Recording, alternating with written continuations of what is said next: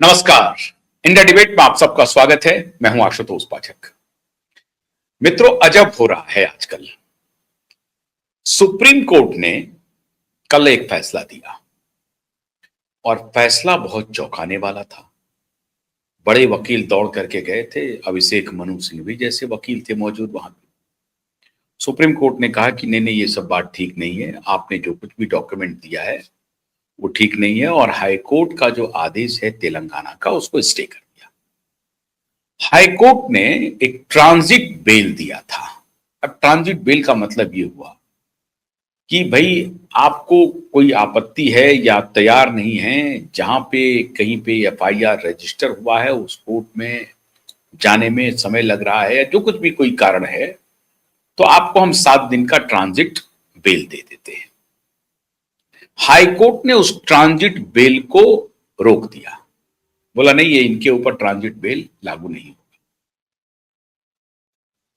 अब सरकार के तरफ से, आसाम गवर्नमेंट के तरफ से सॉलिसिटर जनरल जो हैं वो तुषार मेहता अपीयर हो रहे थे।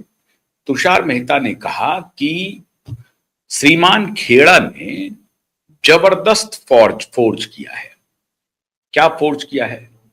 इन्होंने तेलंगाना में एफआईआर दर्ज हुआ है आसाम में, रहते ये दिल्ली में है, और इन्होंने तेलंगाना हाई कोर्ट में एंटीसिपेटरी बेल का एप्लीकेशन मूव किया, जो clear cut abuse of forum है।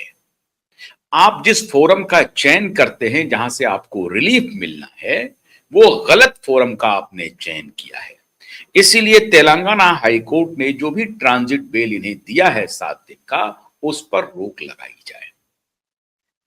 और उसमें तुषार मेहता ने दलील दिया कि तेलंगाना हाई कोर्ट में ये मूव कर ही नहीं सकते हैं, लेकिन अभिषेक मनु जो उनके वकील हैं और पवन खेड़ा जी का यह कहना था कि मैं वहां मूव कर सकता हूं क्योंकि मैं वहां का भी बासिंदा हूं। तो कहा कि वहां का बासिंदा है तो बताइए।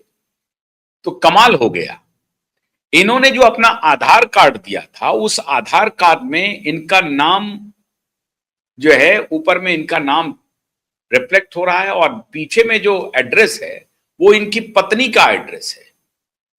मतलब पत्नी के नाम की कोई प्रॉपर्टी है तेलंगाना में, हैदराबाद में, तो उस प्रॉपर्टी को इन्होंने कहा कि वो मेरा घर है, मैं वहां का बासिंदा हूं, मैं वहां का रहने वाला हूं।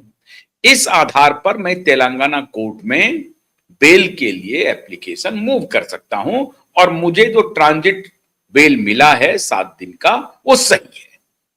सुप्रीम कोर्ट ने कहा कि नहीं, ये बिल्कुल गलत है, ये नहीं हो सकता है।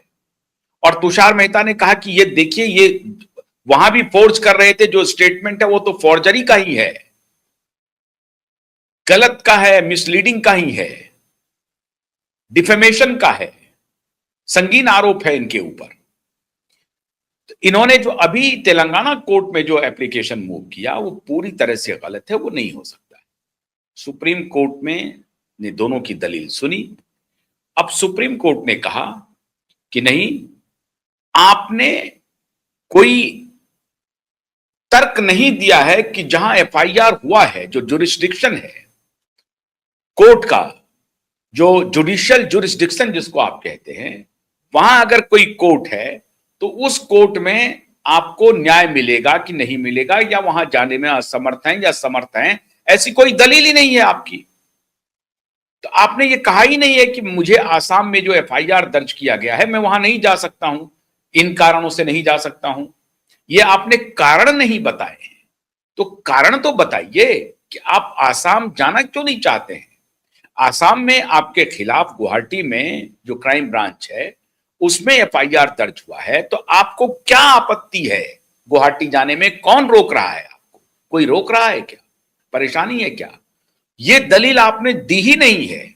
अगर आप एंटीसिपेटरी बेल का रिलीफ चाहते हैं तो आपको तो ये दलील देना चाहिए।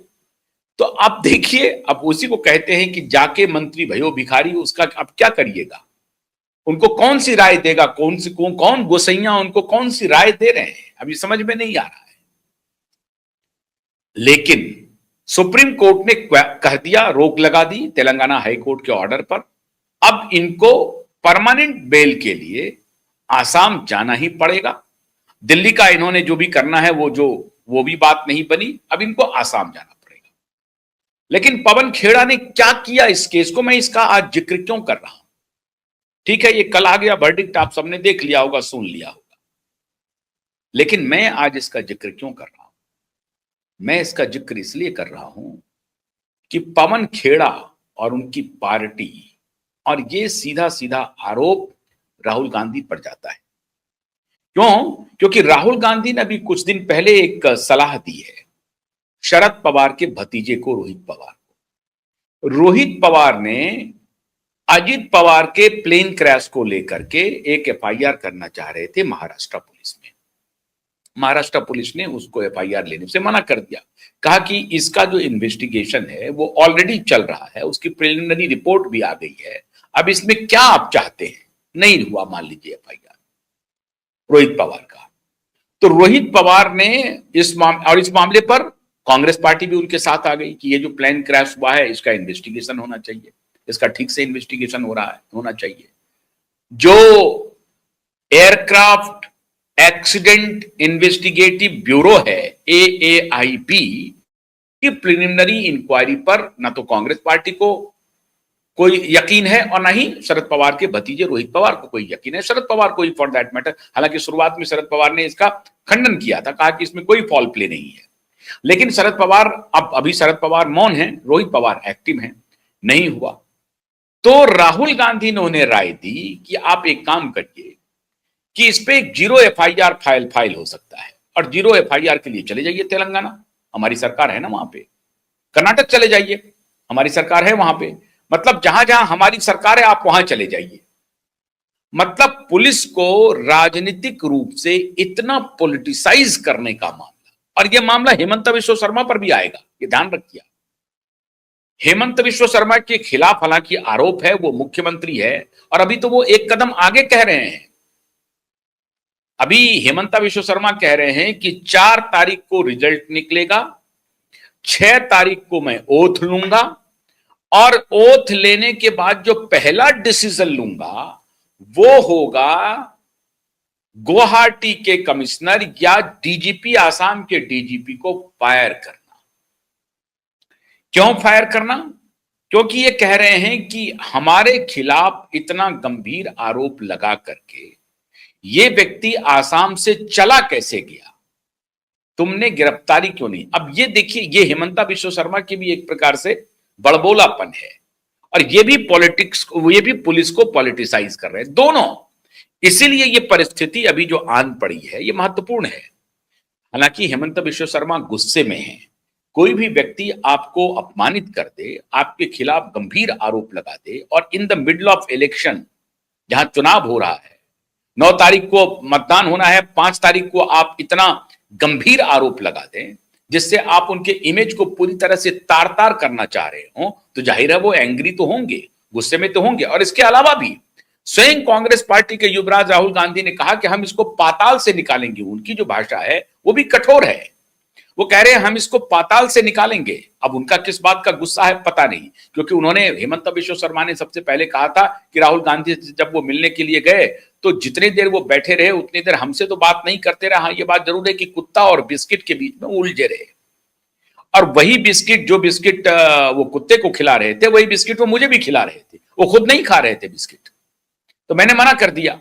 अब इन्होंने मना किया या नहीं मना किया, लेकिन पब्लिक में आकर के कहा कि वो उसी थाली से जिस थाली में उनका कुत्ता बिस्किट खा रहा था, मतलब थाली में कुत्ता बिस्किट, ऐसा नहीं था कि उससे उठा करके हाथ से दे रहा हो, ऐसा नहीं है।